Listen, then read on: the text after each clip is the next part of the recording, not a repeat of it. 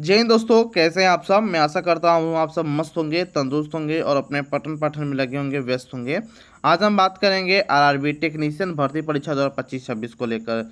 जब से आप लोगों ने परीक्षा दिया है तब से आप लोग के मन में एक डाउट चलिए रिजल्ट को लेकर, और उससे भी ज़्यादा अगर बात किया जाए एक्साइटमेंट, जब से आप लोगों ने आंसर की देखा है, अपना रो स्कोर मिला है, मेरा इतना नंबर बन रहा है, क्या मैं सेफ हूँ, कट ऑफ क्या जा सकती है, जोन वाइज कट ऑफ क्या देखने को मिलेगी, डीवी के लिए सेफ स्कोर क्या होना चाहिए, तमाम तरीके से जानकारी आपको इस वीडियो में देने वाले हैं। तो वीडियो को शुरू से अंत तक जरूर देखिएगा, स्टेप बाय स्टेप समझने की कोशिश कीजिएगा। अगर चैनल पर पहले विजिट किए तो चैनल को आप सब्सक्राइब कर सकते हो, बेल आइकन दबा सकते हो, क्योंकि आरआरबी टेक्नीशियन जो कोई भी जानकारी आती है, लेटेस्ट अपडेट आती है, तो सबसे पहले आपको इस चैनल पर देखने को मिलती है। सबसे पहले अगर बात किया जाए तो सबसे पहले मैं आपको एक आर्टिकल पढ़ाता हूँ जो कि आपको एबीपी न्यूज़ की तरफ से देखने को मिल जाती है। इनका कहना है कि रेलवे भर्ती बोर्ड इसी महीने सेन यानी कि सेंट्रल एम्प्लॉयमेंट नोटिस 02/2025 टेक्नीशियन भर्ती का परिणाम घोषित करने जा रहा है। मार्च में आयोजित ग्रेड 1 और ग्रेड 3 परीक्षा के नतीजे आधिकारिक वेबसाइट पर पीडीएफ फॉर्मेट में जारी होंगे। बोर्ड ने फाइनल आंसर की और आपत्तियों का निपटारा कर लिया है, जिसके बाद अब वो स्कोर कट ऑफ लिस्ट जारी करने वाला है।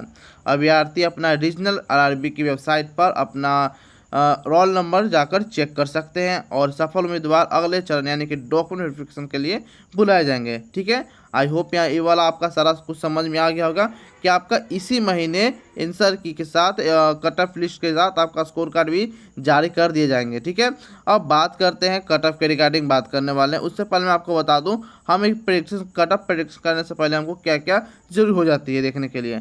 तो टोटल रिक्तियाँ क्या है इसके बारे में हम जानकारी लेंगे। परीक्षा की कठिनाई का स्तर क्या, डिफिकल्टी लेवल क्या देखने को मिला, इसके रिगार्डिंग बात कर लेंगे।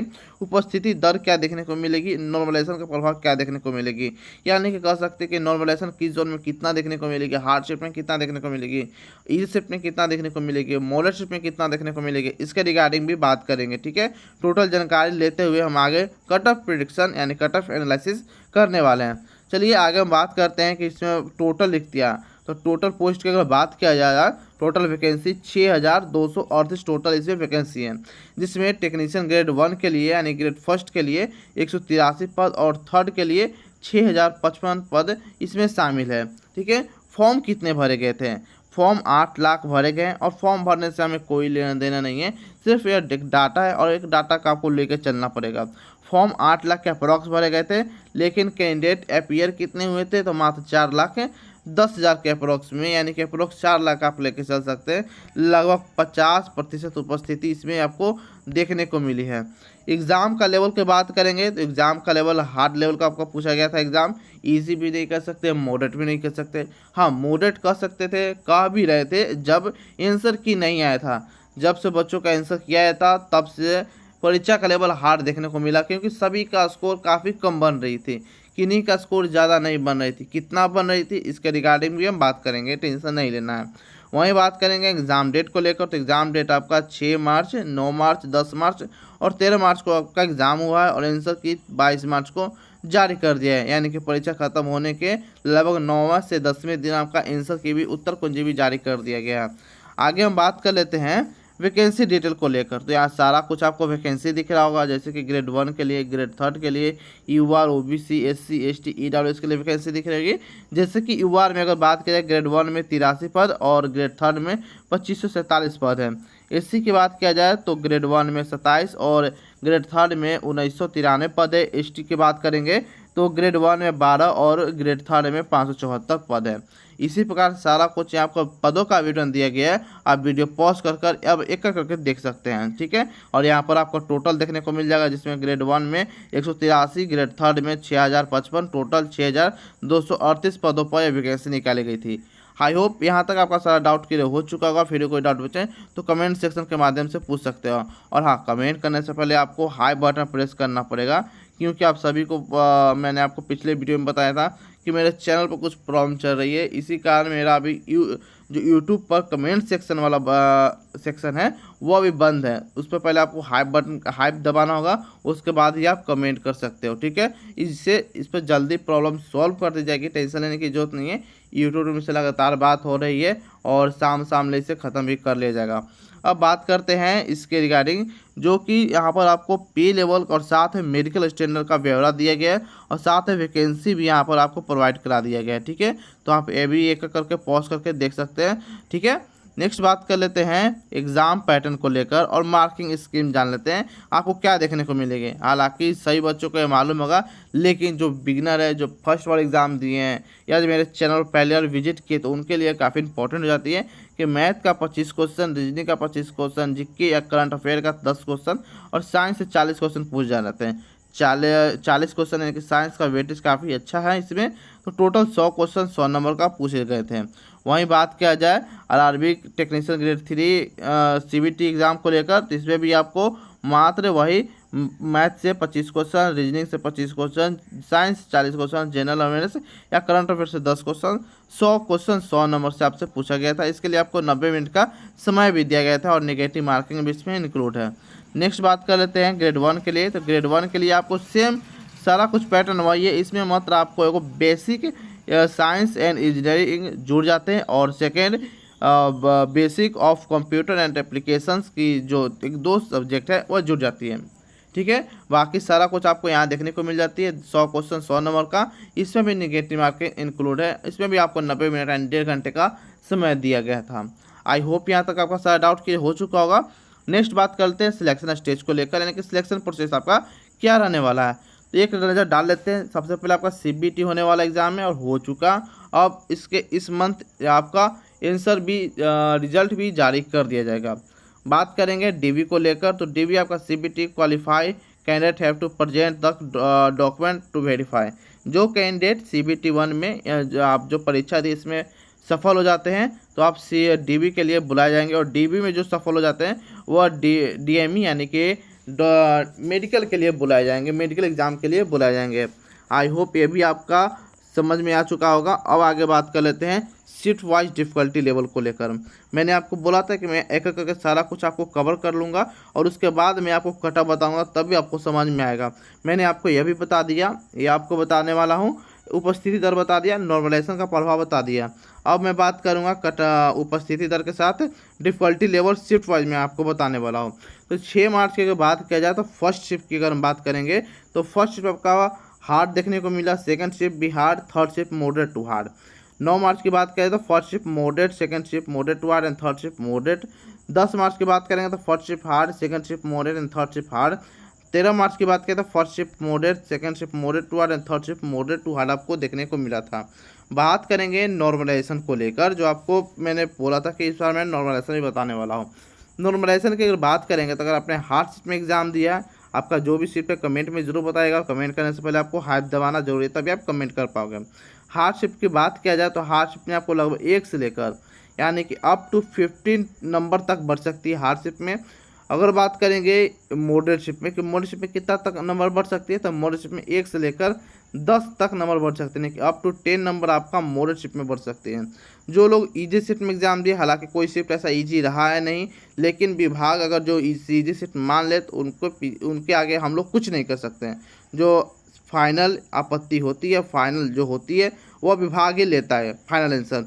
वही अगर आप विभाग अगर किसी शिफ्ट को इजी मान ले या नंबर घटा दे किसी का, वो अलग बात हो जाती है। ठीक है, आगे हम बात कर लेते हैं कट ऑफ को लेकर कि ITI ट्रेड का जो कट ऑफ क्या देखने को मिलेगी, साथ में बात करेंगे 12th PCM वालों का भी कट ऑफ क्या देखने को मिलेगी।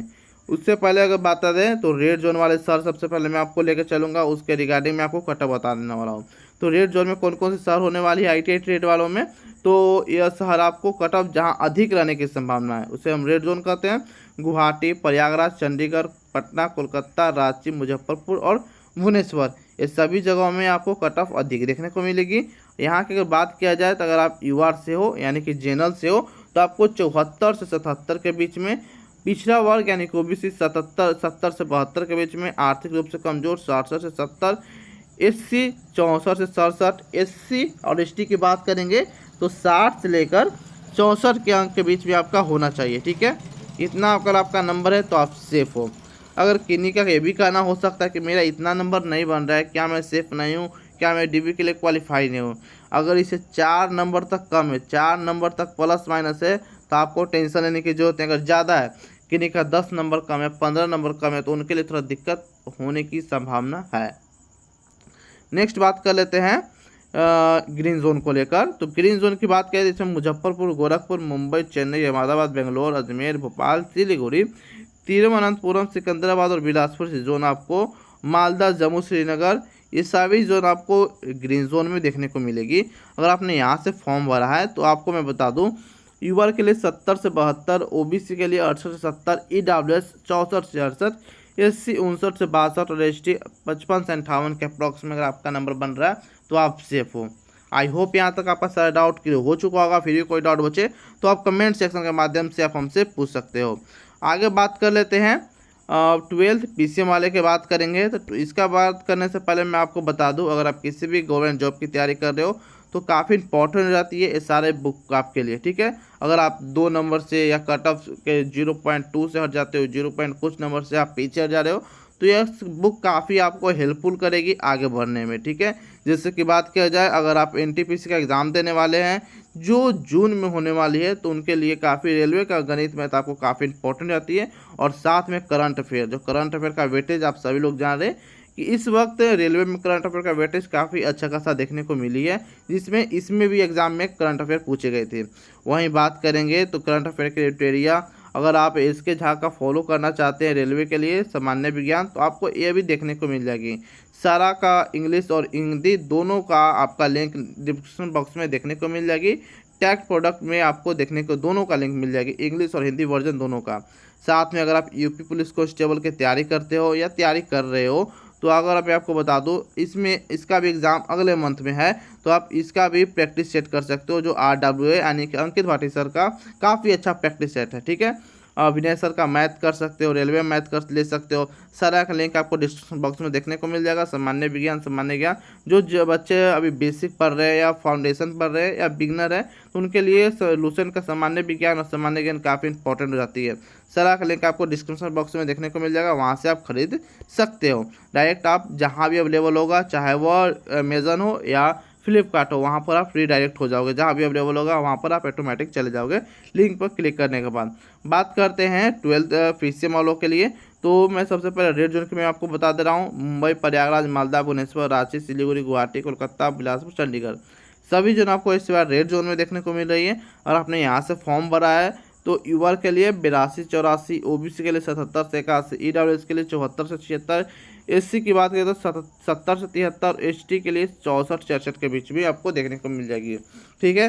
सारा आपको नॉर्मलाइजेशन कटअप आपको देखने को मिलेगी। नॉर्मलाइज आपको मैं बता रहा हूँ, यानी कि मैं आपको पहले बता दिया सबसे हाईएस्ट कटअप मैं आपको बताने वाला हूँ। इसमें जो भी आपको कटअप इसमें बता रहा हूँ 12th पीसीएम में जितना भी आपको मैं कटअप बता रहा हूँ, आपको सारा कुछ आपको देखने को मिलेगी नॉर्मलाइज कटअप, यानी कि नॉर्मलाइजेशन के बाद इतना आपको मिल जाएगा, ठीक है। अगर मैं आपको बता दूं कि अगर आपका इतना नहीं बन रहा है, मैं आपको पहले ही बोला इतना नहीं बन रहा है, इसमें आपको 8 से लेकर 6 से लेकर 8 नंबर तक आपका कम है तो आप चल सकते हो, ठीक है।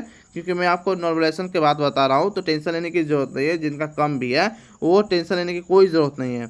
आगे बात करते हैं ग्रीन जोन को लेकर। तो ग्रीन जोन में अहमदाबाद, भोपाल, बेंगलोर, सिकंदराबाद, अजमेर, चेन्नई जोन आपको इस बार देखने को मिल जाएगी ग्रीन जोन में। और आपने यहाँ से फॉर्म भरा है तो यूआर के लिए 75 से 77, ओबीसी के लिए 71 से 73, ईडब्ल्यूएस 68 से 70, एससी 64 से 68, एसटी 60 से 63 के अप्रॉक्स में अगर आपका नंबर बन रहा है तो आप सेफ हो। आई होप यहाँ तक आपका सारा डाउट क्लियर हो चुका होगा। बात करेंगे अगर रिजल्ट को लेकर, तो रिजल्ट मैंने आपको पहले ही बता दिया कि रिजल्ट आपको इस महीने में यानी कि 5th मंथ यानी कि मई के लास्ट तक आपको रिजल्ट देखने को मिल जाएगी। टेंशन लेने की जरूरत नहीं है। जहाँ तक डीबी की बात किया जाए तो जून में काफ़ी कम उम्मीद है होने की, ठीक है। तो जुलाई तक ही लेकर चले। और आपका फाइनल सिलेक्शन की बात किया जाए ज्वाइनिंग तक, तो आपको दिसंबर या अगले साल भी हो सकती है। रेलवे काफ़ी डिले कर रही है इस वक्त किसी भी वैकेंसी को क्लियर करने में। आई होप यहाँ तक आपका सारा डाउट क्लियर हो चुका होगा। फिर भी कोई रिजल्ट के रिगार्डिंग कुछ भी नोटिस निकलती है, लेटेस्ट अपडेट आती है, तो सबसे पहले आपको इस चैनल पर देखने को मिल जाएगी। तो चैनल को सब्सक्राइब कर सकते हो, बेल आइकन दबा सकते हो। तो फिर मिलते हैं कोई और इन्फॉर्मेटिव वीडियो में। तब तक के लिए जय हिंद, जय भारत दोस्तों।